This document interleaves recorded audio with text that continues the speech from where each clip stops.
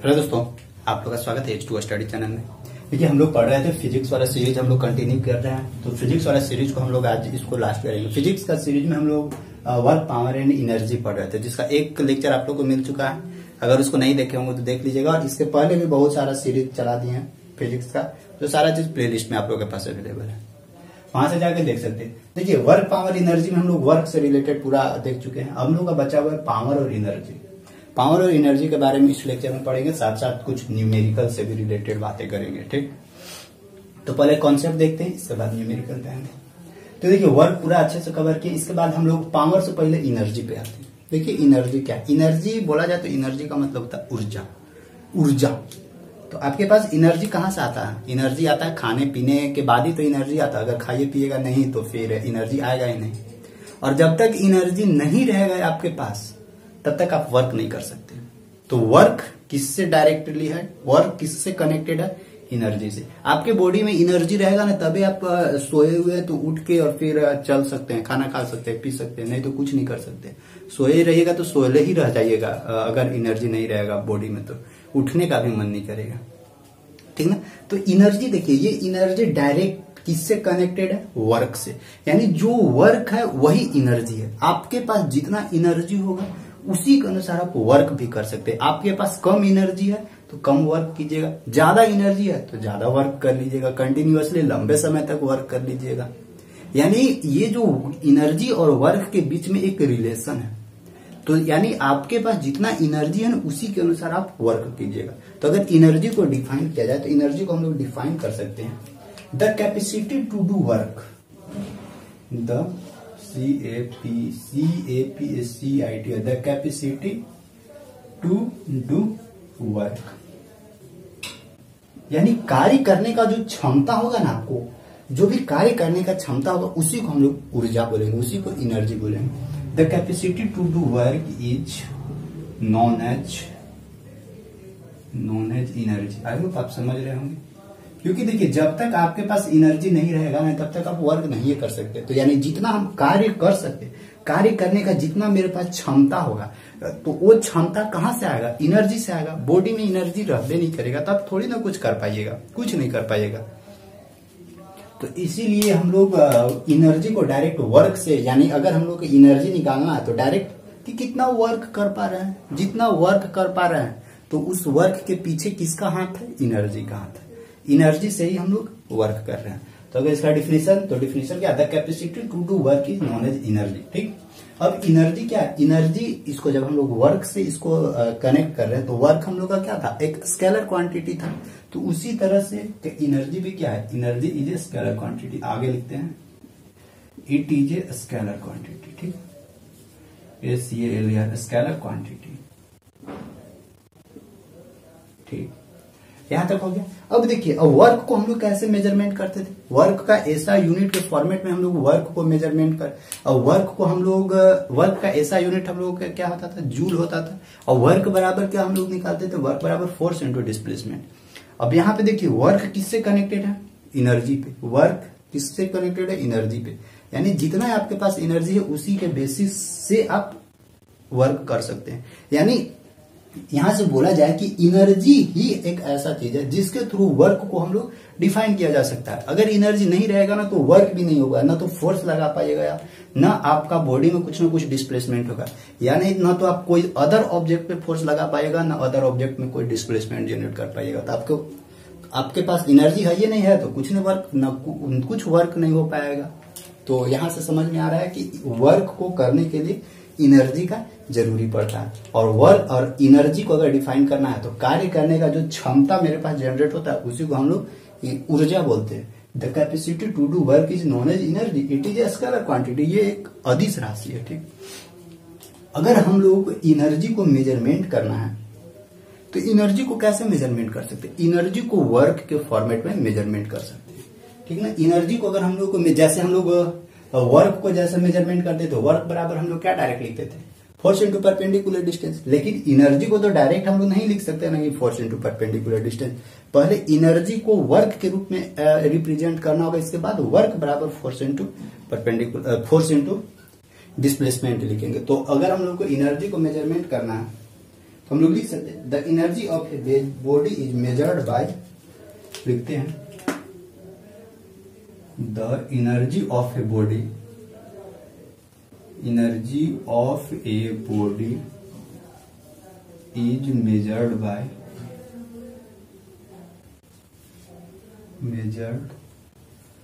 देखिए the energy of a body is measured by, the energy of a body is measured by the amount of work, ठीक ना। इसको अलग से यहाँ पे डाल देते ऐसे करके। देखिए यहाँ पे एनर्जी को अगर हम लोग को डिफाइन करना है तो एनर्जी को हम लोग इतना सारा डिफाइन कर सकते हैं। The capacity to do work is known as energy, ठीक, it is a scalar quantity. अगर एनर्जी को हमको डिफाइन करना है तो मान लेते हैं मेरा बॉडी में कितना एनर्जी है, वो हम कैसे पता करेंगे?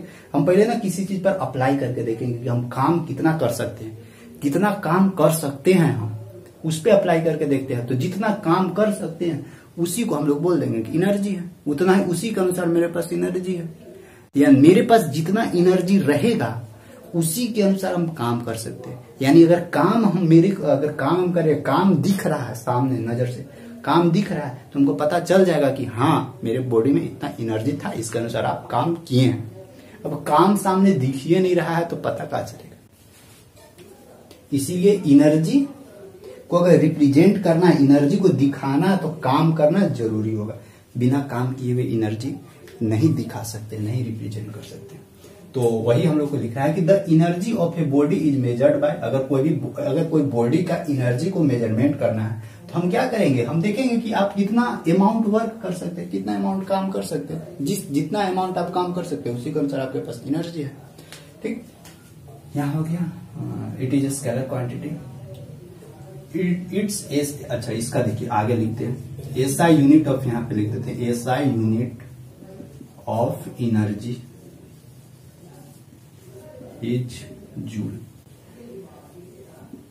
एनर्जी का एसआई यूनिट, एनर्जी को हम लोग किस चीज में मेजरमेंट करते हैं? जूल में मेजरमेंट करते हैं। एसआई यूनिट यही होता है।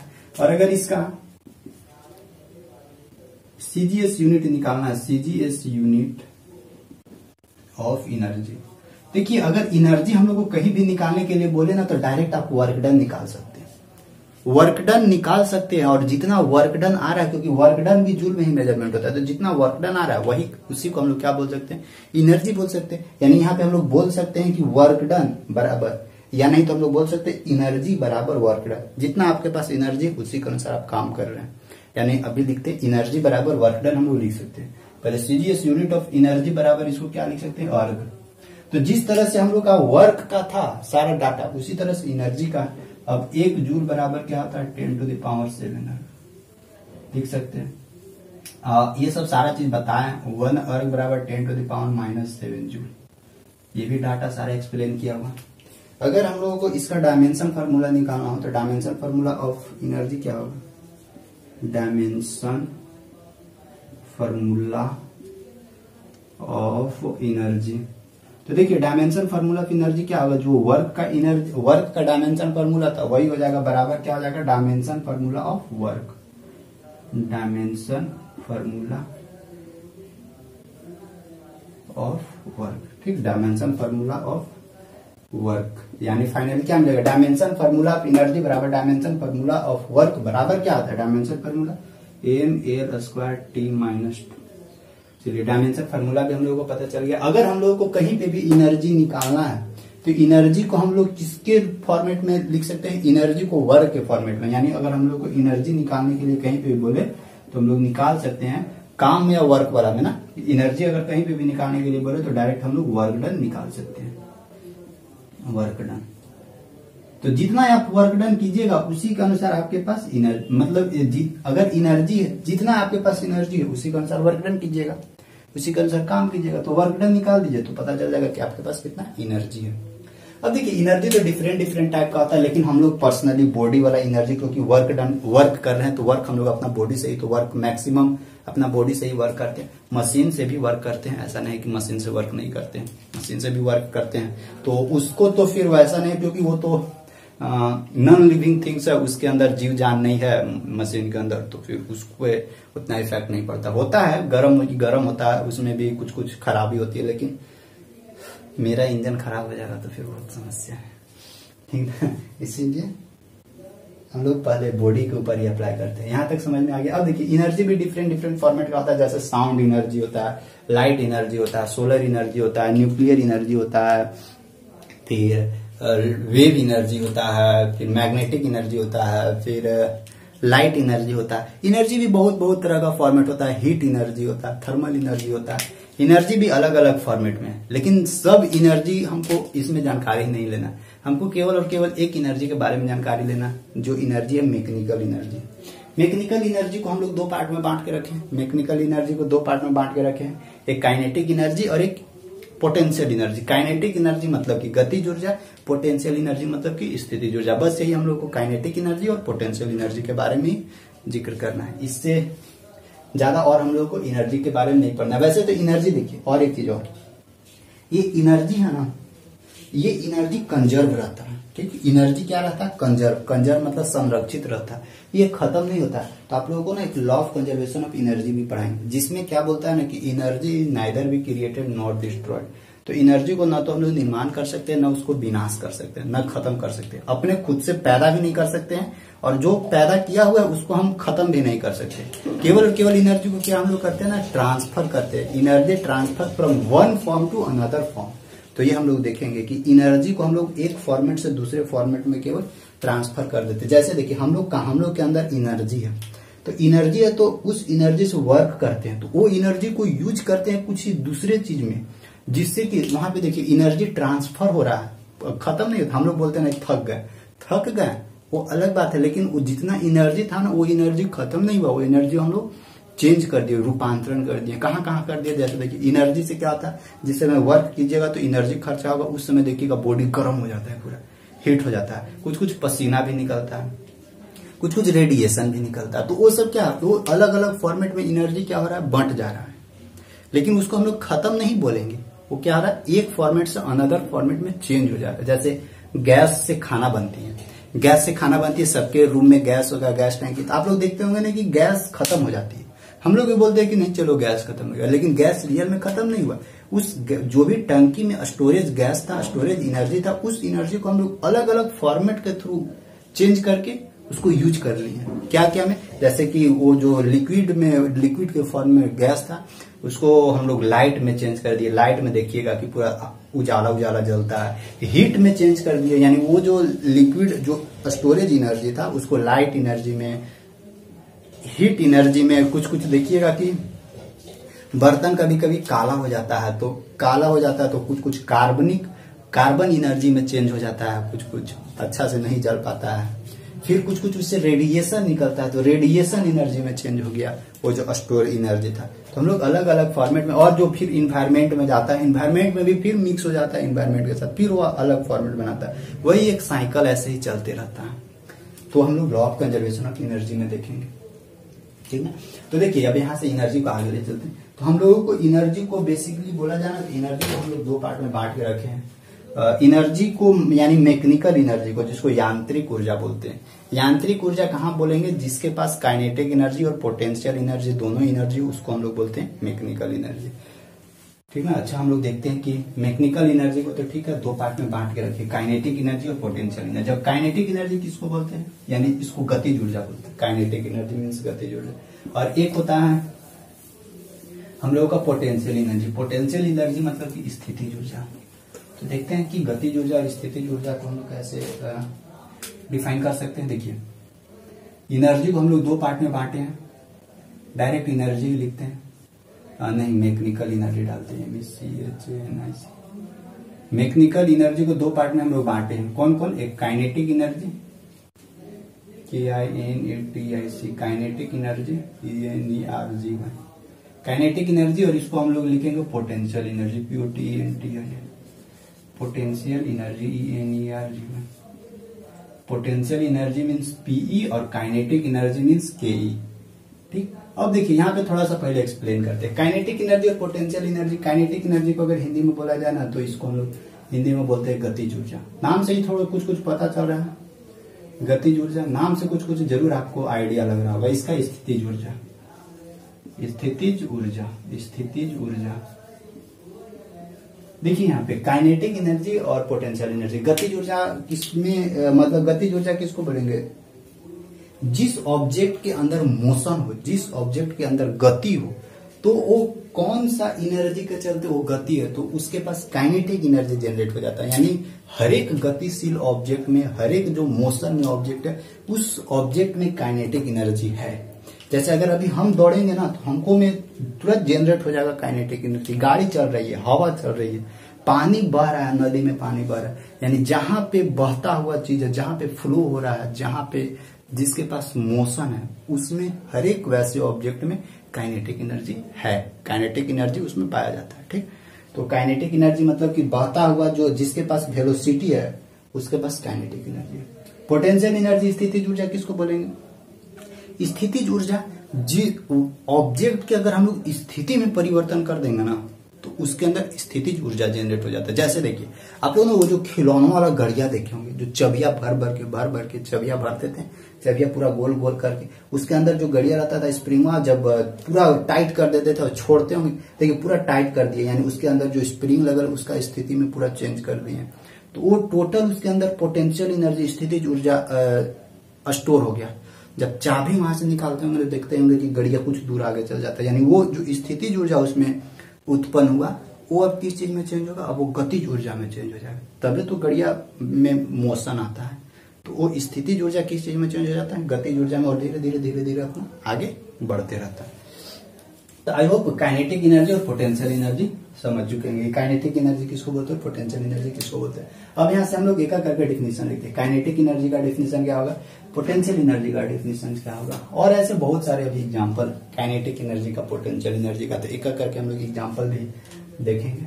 तो डिफिनेशन लिखते हैं, फिर काइनेटिक एनर्जी को हम लोग काइनेटिक एनर्जी को कैसे निकालेंगे, इसका मैथमेटिकल कैलकुलेशन करेंगे। पोटेंशियल एनर्जी को कैसे निकालेंगे, इसका भी मैथमेटिकल कैलकुलेशन करके पूरा हम लोग एक्सप्लेन करते हैं, देखते हैं। देखिए समझते हैं हम लोग काइनेटिक एनर्जी का डिफिनेशन समझते हैं, फिर काइनेटिक एनर्जी को कैसे मेजरमेंट करते हैं। आपको बताएं कि हर एक वैसा बॉडी जिसके अंदर मोशन है, जिसके अंदर गति है, उसमें काइनेटिक एनर्जी आ ही जाता है। ठीक, तो देखते हैं डिफिनेशन। देखिए क्या बोलता है डिफिनेशन है कि the energy possessed bye a body, the energy possessed bye a body by virtue of its motion, यानी उस बॉडी के मोशन के थ्रू जो उस बॉडी में एनर्जी जनरेट होता है, वही कहलाता है काइनेटिक एनर्जी। यानी यहाँ पे ये आप लोग मत सोचिएगा ना कि काइनेटिक एनर्जी के चलते उसमें मोशन है, नहीं, उस बॉडी में मोशन है इसीलिए काइनेटिक एनर्जी है, ये बात को समझना। क्योंकि स्टार्टिंग में तो बॉडी रेस्ट में, जब उसमें फोर्स लगाते हैं तब ना उसके अंदर वेलोसिटी जनरेट होता है, और जैसे ही वेलोसिटी जनरेट हुआ तो उसके अंदर काइनेटिक एनर्जी आ गया। जैसे तीर धनुष चलाइए, तो तीर में देखिएगा काइनेटिक एनर्जी कब जनरेट होता है, जब यहां से ये जो रस्सी रहता है, रस्सी को जब छोड़िएगा ना, तब उस तीर में काइनेटिक एनर्जी जनरेट होता है। हथौड़ा मार रहे हैं ऐसे करके, हथौड़ा मार रहे हैं, तो आप ऐसे करके देखिए, जब तक हम खुद का फोर्स नहीं लगाएंगे ना, फोर्स लगाएंगे तो ये देखिए ऐसे भागेगा और जाकर चोट करेगा वहां। यानी जब मोशन में होती है ना ऑब्जेक्ट, तभी उसके अंदर काइनेटिक एनर्जी जनरेट होता है। आई होप यहाँ तक समझ में आ गया होगा कि काइनेटिक एनर्जी पहले से जनरेट नहीं रहता है। ये मत कहिएगा कि काइनेटिक एनर्जी के चलते उसमें मोशन है, नहीं, पहले से मतलब उसके अंदर मोशन है, तो मोशन से काइनेटिक एनर्जी जनरेट होता है उसके पास, वो काइनेटिक एनर्जी के थ्रू फिर आगे बढ़ता है। यानी मोशन से काइनेटिक एनर्जी जनरेट हुआ, काइनेटिक एनर्जी खुद ही उत्पन्न हो जाता है। ये एक मतलब नेचुरल फिनोमेना है, और काइनेटिक एनर्जी के बाद फिर वो अपना आगे बॉडी को ले जाता है। तो फिर यहाँ से हम लोग देखते हैं कि काइनेटिक एनर्जी निकलेगा कैसे। जैसे थोड़ा सा हम इसको पहले मैथमेटिकल कैलकुलेशन करते डिफाइन। जैसे ये कोई ऑब्जेक्ट है यहाँ पे, तो इसके अंदर देखिए एक फोर्स लगाएंगे तो फिर इसके अंदर मोशन जनरेट होगा, और मोशन के चलते इसमें काइनेटिक एनर्जी भी जनरेट हो जाता है। अच्छा, ये जो हम लोग देखिए काइनेटिक एनर्जी जनरेट हो रहा है, तो काइनेटिक एनर्जी जनरेट हो रहा है, इसका मतलब कि फोर्स लगा रहे हैं तब उसके अंदर मोशन आ रहा है। फोर्स कहां से लगा रहा है, मेरे पास एनर्जी है तभी हम लोग फोर्स लगा रहे हैं। यानी फिर से यहाँ पे देखिए वो जो एनर्जी है वो एनर्जी फिर से फोर्स पे पहुंच गया, यानी फिर से वो वर्क पे पहुंच गया। यानी जितना मेरे पास एनर्जी है उसी के अनुसार हम काम कर सकते हैं, उसी के अनुसार वर्क कर सकते हैं। यानी यहाँ पे ये जो काइनेटिक एनर्जी निकलेगा ये भी एक एनर्जी का ही तो रूप है, यानी ये भी किसके इक्वल होगा, वर्क के इक्वल होगा। बशर्ते कि इसमें कुछ अलग अलग फिनोमिना होगी। तो इसको देखिए हम लोग कैसे निकालते हैं इसका मैथमेटिकल कैलकुलेशन। जैसे कोई एक बॉडी है, इस बॉडी पर एक फोर्स लगा है, तो एक फोर्स लगाए तो ये मान लेते हैं यहाँ से यहाँ तक एस डिस्प्लेसमेंट हुआ, ये बॉडी यहाँ पहुंच गया। स्टार्टिंग का बॉडी क्या था, स्टार्टिंग का बॉडी यू बराबर 0 था। इनिशियली में तो बॉडी रेस्ट में ही न रहेगा। जब फोर्स लगाए तो इसके पास भी वेलोसिटी जनरेट हो गया, भी वेलोसिटी जनरेट हो गया तो यहाँ से यहाँ तक पहुंच गया। अब हम लोग सबसे पहले निकालेंगे कि इस बॉडी में वर्क डन कितना हुआ। तो वर्क डन बराबर क्या होता, फोर्स इंटू डिस्प्लेसमेंट। ठीक, वर्क डन बराबर फोर्स इंटू डिस्प्लेसमेंट। अब देखिए इस बॉडी को जब हम लोग यहाँ से आगे भेज रहे हैं तो इस बॉडी में कुछ वेलोसिटी जनरेट हुआ। स्टार्टिंग में 0 वेलोसिटी था, 0 वेलोसिटी के बाद भी वेलोसिटी हुआ। तो देखिए यहाँ पे वेलोसिटी यानी इसमें चेंज इन वेलोसिटी जनरेट हो रहा है टाइम के अनुसार। टाइम जैसे जैसे बढ़ रहा है उसके अनुसार इसमें velocity, change in velocity generate हो रहा है। यानी चेंज इन वेलोसिटी जनरेट हो रहा है और change in velocity with respect to time बराबर क्या होता है, एक्सेलरेशन। यानी इस बॉडी में एक्सेलरेशन भी जनरेट हो गया, क्योंकि स्टार्टिंग में 0 था, फिर कुछ बढ़ा, लास्ट में भी हो गया। यानी कुछ तो वेलोसिटी बढ़ा उस समय के अनुसार ही। तो थोड़ा पहले कोई समय नहीं था, पहले रेस्ट में था, कुछ समय बढ़ा, आगे बढ़ा समय को तो वेलोसिटी बढ़ा, फिर समय, फिर वेलोसिटी, फिर समय। यानी कुछ तो चेंजिंग हो रहा है वेलोसिटी में समय के अनुसार, तो एक्सेलरेशन जनरेट ही हुआ। जब एक्सेलरेशन जैसे ही जनरेट हुआ तो यहाँ पर हम लोग यूज कर सकते हैं कि इसी फोर्स के चलते इस बॉडी में एक्सेलरेशन जनरेट हुआ है। और इस बॉडी का मास ले लेते हैं m, mass of body m है। तो यहाँ से हम लोग लिख सकते हैं कि m बराबर मास ऑफ बॉडी, m बराबर मास ऑफ बॉडी, और f बराबर क्या है हम लोग का, f बराबर फोर्स अप्लाइड है। ये जो हम लोग अप्लाई किए हैं वो वाला फोर्स है, फोर्स अप्लाइड है। m बराबर mass of velocity, mass of body, u बराबर क्या, इनिशियल वेलोसिटी ऑफ बॉडी, और v बराबर क्या है हम लोग का, final velocity of body, body का फाइनल वेलोसिटी ऑफ बॉडी। तो देखिए यहाँ पे हम लोग को वर्क डन बराबर F इंटू एस निकला। और जबकि हम लोग जानते हैं क्या, बॉडी में एक्सेलरेशन जनरेट हो रहा है, तो बॉडी में एक्सेलरेशन जनरेट हो रहा है ड्यू टू अप्लाइड फोर्स। यहाँ लिखते हैं, थोड़ा सा स्टेटमेंट लिखते हैं, due to applied force apply करने के बाद due to applied force acceleration generate in body. जैसे ही एक्सेलरेशन जनरेट हुआ तो फिर हम लोग का यहाँ पे फोर्स बराबर क्या निकलेगा, मास इंटू एक्सेलरेशन। फोर्स बराबर मास इंटू एक्सेलरेशन। कितना एक्सेलरेशन जनरेट हुआ है अब पता नहीं। जब कितना एक्सेलरेशन, इसको इक्वेशन फर्स्ट मानते हैं, इसको इक्वेशन सेकंड मानते हैं। तो देखिए तो फर्स्ट और सेकंड इक्वेशन से क्या मिलेगा, फोर्स के जगह पे हम लोग मास इंटू एक्सेलरेशन रख सकते हैं, तो रख सकते हैं। तो फाइनली हम लोग को equation first and equation second से हम लोग को क्या देखने को मिलेगा, वर्क बराबर फोर्स इंटू डिस्प्लेसमेंट। तो फोर्स बराबर मास इंटू एक्सेलरेशन, और ये डिस्प्लेसमेंट अपना, तो वर्क डन बराबर क्या निकलेगा, एस निकलेगा। अभी देखिए वर्क डन बराबर एस निकला। अब यहाँ पे अब हम लोग को निकालना होगा ना कि इस बॉडी में एक्सेलरेशन कितना जनरेट हुआ। तो according to Newton's law of motion के अनुसार चलेंगे। तो इनिशियल वेलोसिटी, फाइनल वेलोसिटी पता है, डिस्प्लेसमेंट पता है, हमको एक्सेलरेशन निकालना है। टाइम यहाँ पे कुछ नहीं है, टाइम कोई फिक्स नहीं है कि कितना देरी तक उसमें वेलोसिटी जनरेट हम लोग करवा रहे थे, तो बस खाली समय के अनुसार इसमें वेलोसिटी चेंज हो रहा था। तो सारा डाटा पता है, यहाँ पे भी लिख दिया। तो अकॉर्डिंग टू, अगर उसके अनुसार चलेंगे न्यूटन्स लॉ ऑफ मोशन के अनुसार, तो देखिए वहां से हम लोग का एक इक्वेशन मिलता है, v स्क्वायर बराबर u स्क्वायर प्लस 2as। ठीक, यहाँ पे देखिए फाइनल वेलोसिटी हम लोग को निकालना है, क्या, acceleration. Final velocity v square रहेगा, इनिशियल वेलोसिटी 0 है तो ये 0 हो जाएगा। यहाँ से क्या मिलेगा, 2as, यानी 2as हम लोग को यहाँ से एक्सेलरेशन चाहिए, तो v स्क्वायर अपॉन 2s बराबर a निकला। यानी एक्सेलरेशन बराबर v स्क्वायर अपॉन 2s। तो ये वाला एक्सेलरेशन हम लोग यहाँ पे रखेंगे, ये वाला एक्सेलरेशन इसमें पुट करेंगे। तो फाइनली क्या हम लोग को देखने को मिलेगा, w बराबर, और ये w क्या है, W ही है काइनेटिक एनर्जी, क्योंकि काइनेटिक एनर्जी के चलते ही इस बॉडी में कुछ ना कुछ वर्क हो रहा है। काइनेटिक वर्क अच्छा कैसे, क्योंकि देखिए फोर्स लगाए थे तो वो डिस्प्लेसमेंट होगा तो फिर वर्क होगा, इसका मतलब कि एनर्जी कुछ ना कुछ उसमें जनरेट हुआ होगा, तो वही जो काइनेटिक एनर्जी जनरेट होता है उसी के चलते कुछ वर्क हो जाता है। काइनेटिक एनर्जी फोर्स लगा है, मोशन में आया बॉडी, मोशन के चलते उसमें काइनेटिक एनर्जी जनरेट हो गया।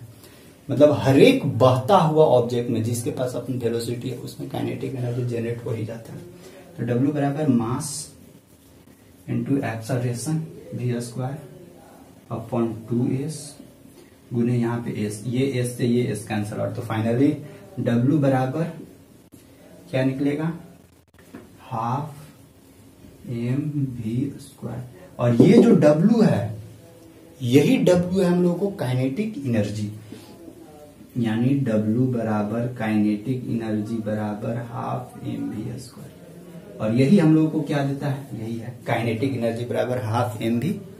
यही हम लोग को प्रूफ हो गया। अब देखिए काइनेटिक एनर्जी, अगर पोटेंशियल एनर्जी भी निकालेंगे तो वो भी एनर्जी का ही फॉर्मेट है। तो एनर्जी कैसे हम लोग को पता चलता है कि कितना वर्क डन हुआ, जो वर्क डन दिखेगा उसी के अनुसार हम लोग को एनर्जी भी निकलेगा। तो यानी फाइनली वर्क डन बराबर काइनेटिक एनर्जी बराबर हाफ mv², यानी काइनेटिक एनर्जी बराबर हम लोग वर्क लिख सकते हैं। काइनेटिक एनर्जी बराबर वर्क हम लोग लिख सकते हैं। यहाँ पे देखिए, यहाँ पे क्या था, v² था ना। अगर हम लोग u² मान लेते, इस इनिशियल वेलोसिटी कुछ हम लोगों को दे दे, तो इनिशियल वेलोसिटी दे देगा ना, तो ध्यान रखिएगा यहाँ पे एक्सेलरेशन कुछ और निकलता है। यहाँ पे इधर आ जाता तो v² माइनस, यहाँ पे u 0 था इसीलिए तो एक जनरल फार्मूला बना रहे थे, इसीलिए काइनेटिक एनर्जी हाफ mv² निकला। अभी थोड़ा सा और इसमें हम एक्सप्लेन करते हैं, और एक्सप्लेन किधर करें, यहाँ देखिए इधर हम और एक्सप्लेन करते हैं। थोड़ा सा देखिएगा यहाँ से फाइनली अगर हम लोग को देखा जाए तो काइनेटिक एनर्जी बराबर क्या निकला, हाफ mv²। कब हाफ mv² निकलेगा, जब बॉडी का इनिशियल वेलोसिटी हम लोग 0 लेके काम करेंगे। अगर मान लेते इनिशियल वेलोसिटी u कुछ वैल्यू देगा तो ये यहाँ u 0 नहीं होगा, तो ये क्या हो जाएगा, v² माइनस u² इधर आ जाएगा बराबर 2as। अब यहाँ से एक्सेलरेशन निकालेंगे तो क्या निकलेगा, v² माइनस u²। देखिएगा ये सेकेंड कंडीशन है, तो हम लोग को फाइनली क्या एक्सेलरेशन निकलेगा, v² minus u² upon 2s। तो इस a के जगह पे हम लोग ये वाला डाटा रखेंगे तो फाइनली क्या देखने को मिलेगा, W बराबर m गुने एक्सेलरेशन कितना निकला है यहाँ पे, v² minus u² upon 2s, v² minus u² upon 2s। एक बार में नहीं ना समझ में आएगा तो 2 बार जरूर लेक्चर को देखिएगा, समझ में आ जाएगा। और यहाँ पे डिस्प्लेसमेंट है, ये डिस्प्लेसमेंट है, ये से ये कैंसर आउट, यानी यहाँ से हम लोग को फाइनली वर्क डन बराबर और क्या निकलेगा, m यहाँ पे v² माइनस u² अपॉन 2। अगर इसको हम लोग अलग अलग करते हैं तो W बराबर क्या निकलेगा, हाफ, यहाँ m half mv² minus half mu²। यानी ये क्या देखिए, half mv² minus half mu² बराबर वर्क डन। और वर्क डन बराबर हम लोग को क्या है, वर्क डन बराबर हम लोग लिख सकते हैं काइनेटिक, सॉरी वर्क डन बराबर इतना हम लोग को निकला। अब देखिए ये हम लोग क्या निकाल के रखे, half mv² minus half mu²। Half mv² बराबर काइनेटिक एनर्जी, यानी ये हाफ mv² बोला जाए तो ये फाइनल वेलोसिटी है, और हाफ mu² यानी ये इनिशियल वेलोसिटी है। यानी एक तरह का चेंज इन काइनेटिक एनर्जी आ रहा है। काइनेटिक एनर्जी में जो परिवर्तन हो रहा है, यानी स्टार्टिंग में जो काइनेटिक एनर्जी जनरेट हुआ था, और जैसे जैसे वेलोसिटी बढ़ रहा है समय के अनुसार, वैसे वैसे उसमें काइनेटिक एनर्जी बढ़ रहा है या घट रहा है, तो उसी के अनुसार उसमें जो चेंजिंग होगा ना, वही चेंजिंग यहाँ पे हम लोग आ रहा है। यानी यहाँ से हम लोग को एक चीज पता चल रहा है कि वर्क डन बराबर हम लोग लिख सकते हैं कि चेंज इन काइनेटिक एनर्जी। अगर कहीं पे भी वर्क डन निकालने के लिए बोले, और अगर वेलोसिटी दो को वेलोसिटी दिया हुआ है, तो अब मास भी दिया हुआ है बॉडी का, तो आप लोग निकाल सकते हैं वर्क डन बराबर direct force into perpendicular, force into distance नहीं भी यूज करके, वर्क डन बराबर चेंज इन काइनेटिक एनर्जी। यानी वर्क डन बराबर यहाँ लिख सकते हैं चेंज इन काइनेटिक एनर्जी। ये एक बहुत बड़ा फार्मूला है, ठीक ना। तो इस पॉइंट को भी ध्यान रखिएगा, प्रूफ कर दिए हैं, ये प्रूफ ये हो गया। यहाँ डायरेक्ट नहीं लिखा है, प्रूफ करके बता दिए कि कैसे कैसे आ रहा है। तो आई होप काइनेटिक एनर्जी समझ में आ गया होगा। काइनेटिक एनर्जी बराबर हाफ mv²। काइनेटिक एनर्जी का अगर एसआई यूनिट देखा जाए तो जो वर्क डन का एसआई यूनिट है जूल ही होगा। अगर इसका फॉर्मूला के बेसिस पे देखा जाए तो फिर एम वही होगा mv² यानी मीटर पर second square. KG metre square पर सेकेंड स्क्वायर। फिर मतलब वही जो न्यूटन मीटर था ना वर्क डन का, क्योंकि वर्क डन है ना, तो वर्क डन। फिर अगर इसका सीजीएस एसआई यूनिट तो जूल, सीजीएस यूनिट अर्ग, डायमेंशन भी वही होगा जो वर्क का डायमेंशन होगा। आप लोग निकाल के देख सकते हैं। तो आई होप काइनेटिक एनर्जी का डाटा समझ में आ गया होगा। अगर काइनेटिक एनर्जी निकालना तो काइनेटिक एनर्जी हाफ mv²। अगर वर्क डन के फॉर्म में वर्क के फॉर्मेट में निकालना तो वर्क डन बराबर क्या होता है, चेंज इन काइनेटिक एनर्जी। सब एक दूसरे से रिलेटेड है, क्योंकि एनर्जी जब तक नहीं रहेगा बॉडी में तब तक कुछ नहीं होता है। तो काइनेटिक एनर्जी हो गया। इसी तरह से पोटेंशियल एनर्जी, पोटेंशियल एनर्जी क्या होगा,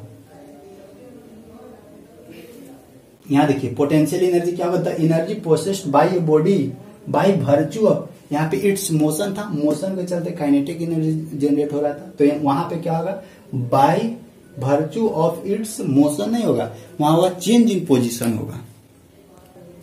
देखिए यहाँ पे हम लोग क्या होगा उसका पोजीशन। देखिए अब इसको हम डिफिनेशन में लिखते हैं, इसको मिटाते हैं। काइनेटिक एनर्जी हो गया। अब थोड़ा सा पोटेंशियल एनर्जी इसी के साथ मिला देते हैं। देखिएगा पोटेंशियल एनर्जी क्या मतलब स्थिति में परिवर्तन, उसका शेप साइज में परिवर्तन करेंगे तो उसमें तुरंत क्या हो जाएगा, पोटेंशियल एनर्जी जनरेट हो जाएगा।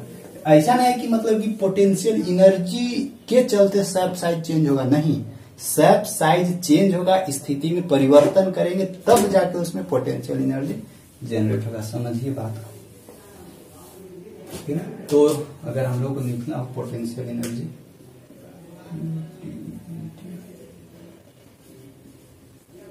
Potential energy the energy processed by body by virtue of its position, by virtue of its position,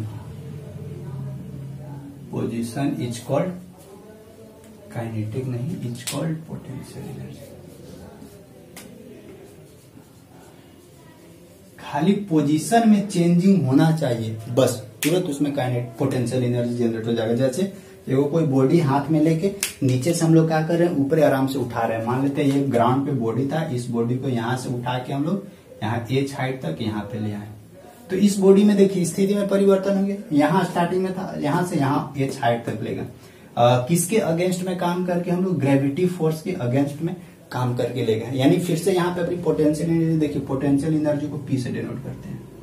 तो फिर से इसको हम लोग वर्क से रिलेट करेंगे, तो वर्क डन बराबर क्या होता है, force into perpendicular distance, sorry force into displacement, perpendicular distance बार बार बोला जा रहा है। वर्क बराबर फोर्स इंटू डिस्प्लेसमेंट। अब देखिए ये जो फोर्स है वो फोर्स किसके अगेंस्ट में लग रहा है, यहाँ पे ग्रेविटी के। वहां पे फोर्स लग रहा था क्योंकि वहां पे वेलोसिटी चेंज हो रहा था, तो एक्सेलरेशन जनरेट हो रहा था, बताया है आप लोगों को।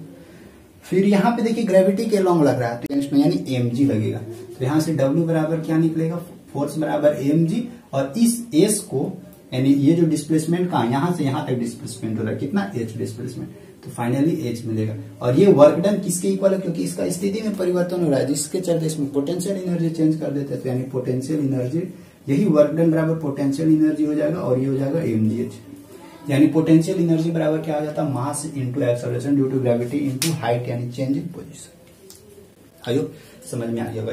जैसे देखिए आप लोग देखते होंगे कि समुद्र में पानी, समुद्र में नहीं, नदी में पानी बह रही है, पानी बह रही है तो उसमें काइनेटिक एनर्जी आ जाएगा। अगर इधर से डैम लगा के उस पानी को हम लोग रोक देते हैं ना, यहाँ पे थोड़ा सा एक्सप्लेन करते हैं इसको। यहाँ पे क्या करें, ये नदी है और यहाँ पे देखिए इधर से पानी बह रहा है, इधर पानी बह रहा है, तो इस पानी में कौन सा एनर्जी आएगा, इस पानी में काइनेटिक एनर्जी आ जाएगा। और जैसे ही एनएस इसको रोक देंगे तो ये जो काइनेटिक एनर्जी इधर से आ रहा था पानी में, वो अब काइनेटिक एनर्जी में देखिए कुछ कुछ हाइट आने लगा। हाइट यानी उसका पोजीशन में चेंज होने लगा। पोजीशन में चेंज होने लगा तो ये काइनेटिक एनर्जी अब किस चीज में चेंज हो जाएगा, ये काइनेटिक एनर्जी अब पोटेंशियल एनर्जी में चेंज हो जाएगा। समझे, तो मान लेते एच हाइट ऊपरे तक अगर भर दिए हैं पूरा पानी, तो ये जो स्टार्टिंग में इधर से काइनेटिक एनर्जी के साथ आ रहा था वो किस चीज में चेंज हो गया, वो एनर्जी पोटेंशियल एनर्जी में चेंज होगी। यानी इधर जितना काइनेटिक एनर्जी आया होगा वो अब किस चीज में चेंज हो गया, पोटेंशियल एनर्जी में। पोटेंशियल एनर्जी यानी mgh में, जितना पानी का मास होगा वो एक्सेलरेशन ड्यू टू ग्रेविटी, और जितना हाइट ये डैम का हाइट होगा वो।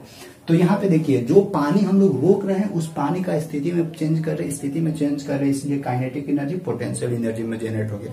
देखिए यहाँ पे खत्म नहीं ना होगा एनर्जी, बोले थे ना energy neither be created not destroyed. तो ये काइनेटिक एनर्जी था, अब ये किस चीज में चेंज हो गया, अब इसको हम लोग एनर्जी को ट्रांसफर कर दिए दूसरे में, ये दूसरे चीज में चेंज हो गया, यानी अभी स्थिति में चेंज कर दिया, अब इसमें पोटेंशियल एनर्जी आ गया। अगर मान लेते जरूरी पड़ेगा तो हम लोग क्या करेंगे, यहाँ से पानी फिर से खोलेंगे, ऊपरी से पानी खोलेंगे तो देखिए अभी पोटेंशियल एनर्जी पूरा जनरेट हो गया था, अब पानी खोलेंगे तो पानी यहाँ से बहने लगेगा, पानी का वेलोसिटी नीचे आएगा रफ्तार से, जैसे ही पानी का रफ्तार नीचे आएगा खोलने के बाद तो फिर से उसमें काइनेटिक एनर्जी जनरेट हो जाएगा। काइनेटिक एनर्जी जनरेट होगा, जो भी इधर टरबाइन लगल होगा, ब्लेड लगल होगा, वो ब्लेड क्या होगा, घूमेगा, इससे बिजली जनरेट होगा, फिर से इसके अंदर पानी आएगा, जो भी पानी एक्स्ट्रा रहेगा पानी फिर से नीचे आएगा, यानी फिर से इसमें मोशन आ जाएगा, तो फिर से इसमें काइनेटिक एनर्जी जनरेट हो जाएगा, काइनेटिक एनर्जी जनरेट होगा, फिर आगे बहने लगेगा, फिर आगे अगर रोकेंगे पानी फिर से पोटेंशियल एनर्जी जनरेट हो जाएगा। तो एनर्जी हम लोग केवल और केवल ट्रांसफर करते हैं वन फॉर्म से अनदर फॉर्म। तो I hope kinetic energy potential energy दोनों समझ में आ गया होगा कि काइनेटिक एनर्जी याद रखिएगा, काइनेटिक एनर्जी बराबर हाफ mv² हम लोग लिख सकते हैं, और क्या लिख सकते हैं, काइनेटिक एनर्जी बराबर काइनेटिक एनर्जी नहीं, वर्क डन बराबर लिख सकते हैं हम लोग, वर्क डन बराबर चेंज इन न्यूमेरिकल आप लोग को मिलेगा, चेंज इन काइनेटिक एनर्जी, यानी चेंज इन काइनेटिक एनर्जी बराबर वर्क डन लिख सकते हैं।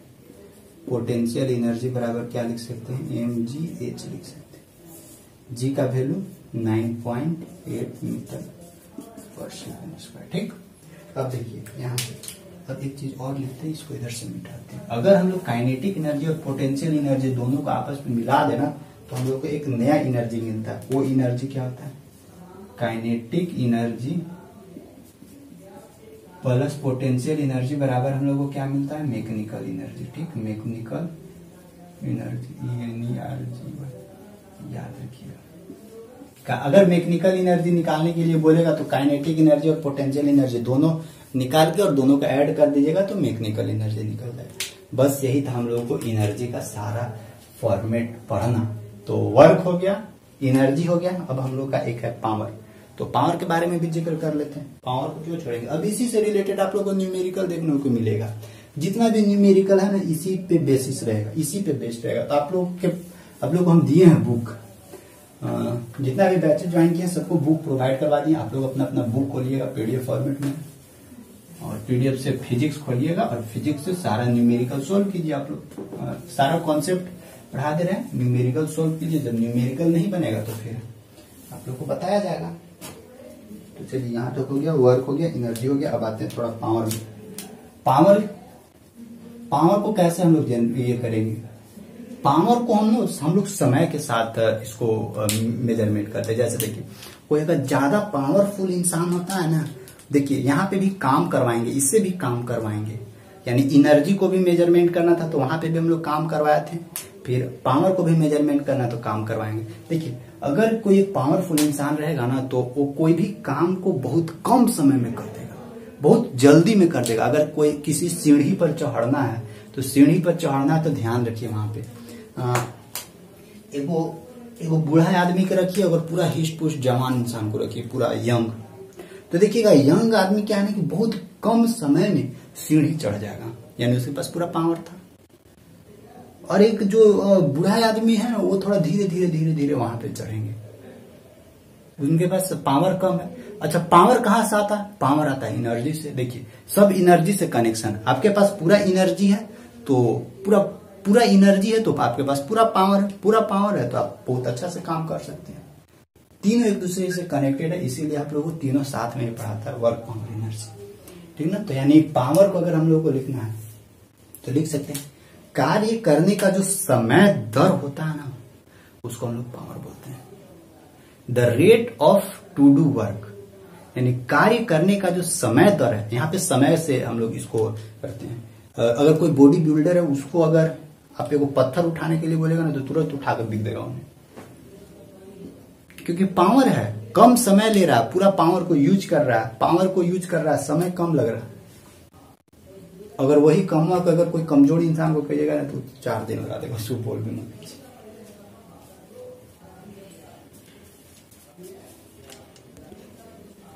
चलिए इसको देखते हैं, डेफिनेशन लिखते हैं। तो ये पावर से पहले ना एक और रिलेशन था हम लोगों को, थोड़ा सा दिमाग में भी आया, मोमेंटम और काइनेटिक एनर्जी के बीच में रिलेशन, तो उसको भी थोड़ा सा समझ ही लेते हैं, तब इस पे ही आएंगे। देखिए काइनेटिक एनर्जी बराबर क्या था हम लोगों का, हाफ mv²। मोमेंटम बराबर क्या आता है, संवेग। संवेग बराबर क्या आता है, द्रव्यमान गुने वेग। यहां से ना वेलोसिटी निकाल लीजिए, तो वेलोसिटी p बराबर m बराबर वेलोसिटी होता है, और ये वाला वेलोसिटी क्या करना है ना, यहाँ पे ला के रख देना है, समझे। तो फिर फाइनली हम लोग को क्या मिलेगा, काइनेटिक एनर्जी बराबर हाफ m, v के जगह पे क्या निकलेगा, अलग रखाएगा यहाँ पे p/m का स्क्वायर, p/m का स्क्वायर रखाएगा ना, p/m का स्क्वायर रखाएगा यहाँ पे, p/m का स्क्वायर। अब यहाँ पे देखिए क्या निकलता है हम लोग को, काइनेटिक एनर्जी बराबर हाफ m p²/m²। देखिए एगो m से एगो m कैंसल आउट, तो फाइनली क्या हम लोग को देखने को मिलेगा, काइनेटिक एनर्जी बराबर p²/2m। अगर देखिए काइनेटिक एनर्जी और मोमेंटम में कोई रिलेशन कहीं पे भी दे दिया जाए या पूछ दिया जाए, तो आप इस तरह से प्रूफ कर सकते हैं। काइनेटिक एनर्जी बराबर क्या था, p²/2m। काइनेटिक एनर्जी मतलब गतिज ऊर्जा बराबर संवेग के स्क्वायर बटा 2 गुने उस ऑब्जेक्ट में कितना मोमेंटम जनरेट हो रहा है उसका मास।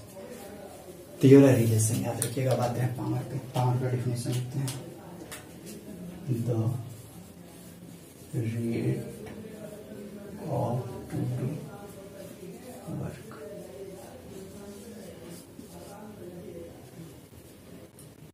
कार्य करने के दर को पावर बोलते हैं। The rate of to do work is known as power.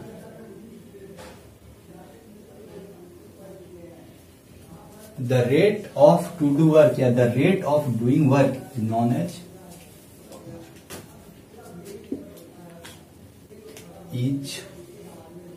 The rate of to do work is known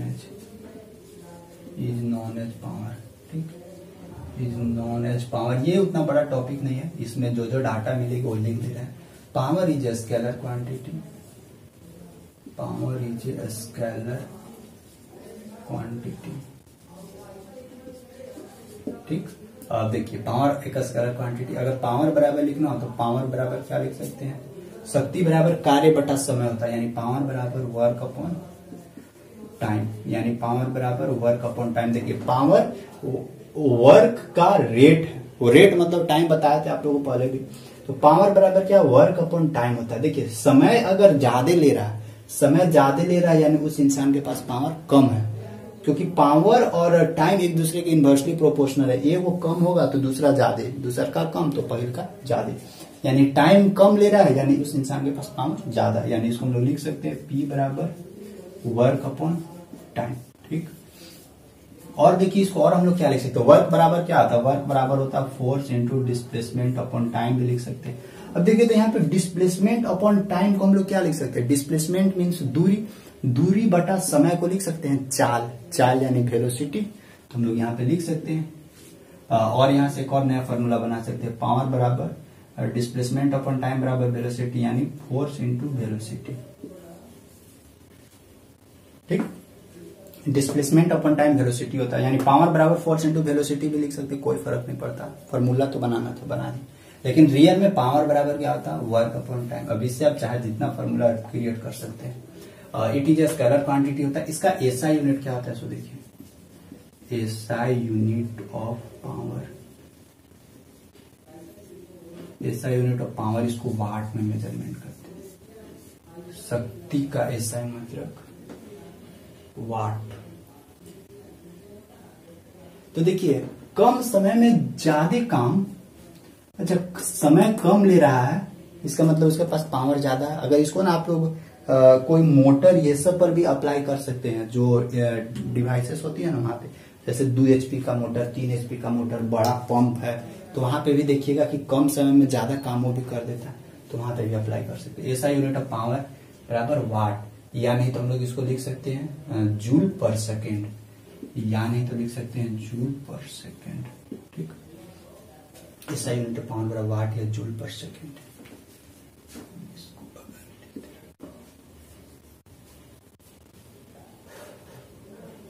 अगर इसका डायमेंशन CGS यूनिट, जूल की जगह अर्ग पर सेकेंड लिखना होगा।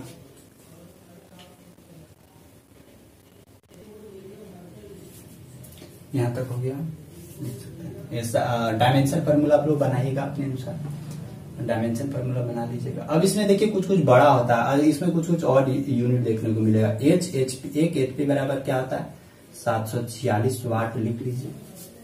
और फिर 1000 वाट बराबर क्या होता है, 1 किलोवाट होता है। ये भी डाटा आप लोग लिख लीजिएगा। और इसमें तो ऐसा कुछ देखने को मिलेगा नहीं पावर में, वर्क अपॉन टाइम।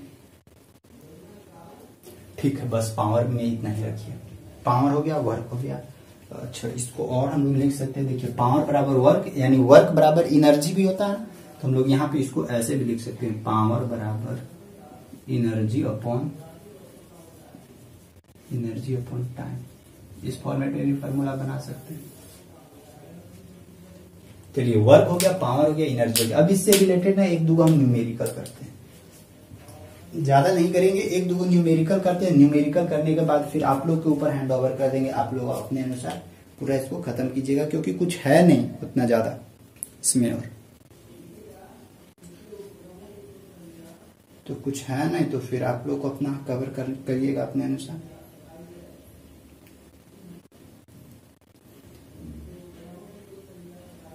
सबसे पहला कि आप लोगों को एकदम सिंपल न्यूमेरिकल देगा। सबसे पहले बोलेगा कि फोर्स इतना लग रहा है, इतना पर इंक्लाइंड है, तो उसके अनुसार आप वर्क डन निकालिए। तब W बराबर एफएस कॉस थीटा से यूज करके पहले हॉरिजॉन्टली फोर्स से देगा, इंक्लाइंड फोर्स से देगा, इसी तरह से देगा। फिर एनर्जी में अगर घुसेगा तो एनर्जी में direct kinetic energy, potential energy निकालने के लिए देगा, यानी तो वर्क डन निकालने के लिए देगा। तो वर्क डन कैसे निकलेगा, वो काइनेटिक एनर्जी वाला दिया हुआ रहेगा डाटा, मास और वेलोसिटी, वहां पे चेंज इन काइनेटिक एनर्जी लगा दीजिएगा। चेंज इन काइनेटिक एनर्जी बराबर वर्क डन निकल जाएगा। अगर पावर में घुसेगा तो पावर में ये सब डाटा दे देगा। कभी पंप का बोलेगा 2 HP का पंप है, 3 HP का पंप है, तो सबसे पहले उसको वाट में चेंज कीजिएगा, और फिर अपना एसआई यूनिट में। देखिए न्यूमेरिकल बनाते हैं तो सबसे पहले उसको अपना एसआई यूनिट में चेंज कीजिए, तभी डाटा को आगे ले जाइए। डाटा पे एक बार गौर कीजिएगा कि सब एसआई यूनिट में है या नहीं है। अगर एसआई यूनिट में नहीं है तो सबसे पहले उसको एसआई यूनिट में चेंज कीजिए, और इसके बाद आगे कैलकुलेट कीजिए, तब फिर हम लोग को निकलता है। अच्छा ठीक ना, तब कुछ कुछ न्यूमेरिकल लिखते हैं, और न्यूमेरिकल एक नहीं 2 न्यूमेरिकल करते हैं। अच्छा न्यूमेरिकल करते हैं, फिर आप लोग अपने अनुसार बनाइएगा। वैसे तो सिंपल क्वेश्चन पूछेगा, ज्यादा भाष नहीं पूछेगा, लेकिन वही सिंपल क्वेश्चन को बनाते हैं। देखिए एगो न्यूमेरिकल है, अच्छा न्यूमेरिकल है, इसको हम लोग पहले सॉल्यूशन करते हैं। ठीक, बस एक न्यूमेरिकल सॉल्यूशन करते हैं, फिर आप लोग अपना बुक से सॉल्यूशन कीजिएगा। देखिए हम लोग को दिया हुआ, calculate the work done in lifting 2000 litre of water through a vertical height of 6 metre. यानी एगो वर्टिकल हाइट, यानी वर्टिकल ऐसे पाइप है, इस पाइप के थ्रू हम लोग क्या कर रहे हैं, एगो को यानी टंकी लगाया हुआ है, इस टंकी में हम लोग पानी भर दे रहे हैं इस पाइप के थ्रू। इस पाइप को नहीं, पाइप तो सबसे ऊपर झुका हुआ रहता है, पानी ऊपर नीचे से, यानी ये टंकी है, ऐसे टंकी है। इस टंकी में हम लोग क्या कर दे रहे हैं,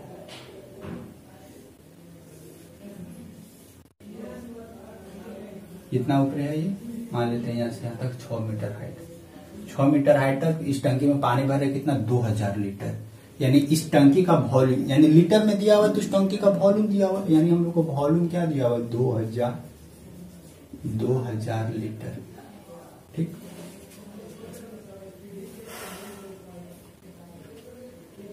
दो 2000 लीटर टंकी का वॉल्यूम दिया हुआ, और हाइट कितना दिया हुआ, हाइट दिया हुआ है हमको, दिया हुआ 6 मीटर, जबकि जी का वैल्यू लेने के लिए बोलता है 10 मीटर पर सेकेंड स्क्वायर। हम लोग को क्या बोलता है, वर्क डन निकालिए। तो वर्क डन बराबर क्या होगा, तो वर्क डन निकालने के लिए फोर्स इंटू डिस्प्लेसमेंट चाहिए। देखिए वर्क डन बराबर क्या चाहिए, फोर्स इंटू डिस्प्लेसमेंट चाहिए। डिस्प्लेसमेंट तो 6 मीटर ऊपर पानी उठा कर ले जा रहे हैं, जबकि फोर्स बराबर ग्रेविटी के अगेंस्ट में काम कर रहे हैं, तो एम जी गुने एस चाहिए। जी तो पता है 10 मीटर पर सेकंड, लेकिन मास चाहिए। मास के लिए हमको वॉल्यूम दिया हुआ है, वॉल्यूम क्या दिया हुआ, 2000 लीटर। और जबकि पानी हम लोग ले जा रहे हैं, तो अच्छा पानी का डेंसिटी कितना होता है, डेंसिटी ऑफ वाटर, देखिएगा डेंसिटी ऑफ वाटर हम लोग का क्या होता है, डेंसिटी ऑफ वाटर होता है 1000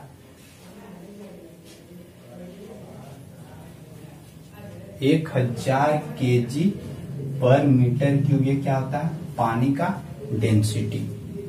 पानी का डेंसिटी यानी उसका वॉल्यूम, सॉरी वॉल्यूम नहीं, उसका डेंसिटी मतलब घनत्व 1000 केजी पर मीटर क्यूब होता है।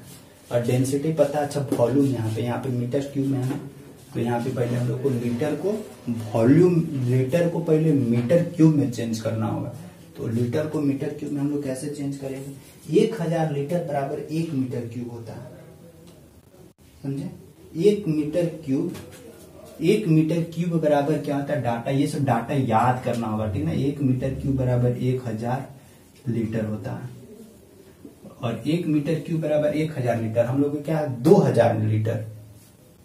तो जब 1000 लीटर बराबर 1 मीटर क्यूब, तो 2000 लीटर बराबर क्या हो जाएगा? 2 मीटर क्यूब, यानी 2 मीटर क्यूब बराबर 2000 लीटर। ठीक, याद रखिएगा ये सब डाटा। तो यानी हम लोगों को बोला जाए तो वॉल्यूम हम लोगों को क्या मिल गया? वॉल्यूम भी मिल गया हम लोगों को क्या?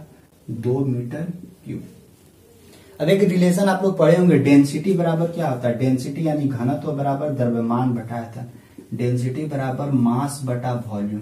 हमको निकालना है पहले मास, तो डेंसिटी क्या है? ये वाला डालते हैं यहाँ पे 1000। पानी का डेंसिटी यही होता है। वॉल्यूम क्या है? यहाँ पे 2 है, तो वॉल्यूम 2 डालते हैं बराबर मास। तो मास बराबर क्या निकलेगा? 2000, 1 2 3 केजी। चलिए मास बराबर निकल गया 2000 केजी। ये मास किसका निकला? यहाँ पे पानी जो 2000 लीटर पानी था उसका मास निकला 2000 केजी। अब देखिए, अब निकालते हैं वर्क का। मास तो निकल गया 2000, 1 2 3। जी का वैल्यू कितना था? 10। डिस्प्लेसमेंट कितना हो रहा था? 6, यानी वर्क डन। तो 6 दूनी की 12, 6 दूनी 12 पर 1 2 3 4, 1 2 3 4, इतना न्यूटन मीटर क्या करना होगा? वर्क डन करना होगा। इसको ना किलो न्यूटन में चेंज कर दीजिए। किलो न्यूटन में चेंज करने के लिए 1000 से डिवाइड करना होगा, 3 खत्म, यानी 120 किलो न्यूटन मीटर। फाइनली क्या हो जाएगा? Work done. वर्क डन कितना करना पड़ा हमको? 120 किलो न्यूटन मीटर आंसर ना।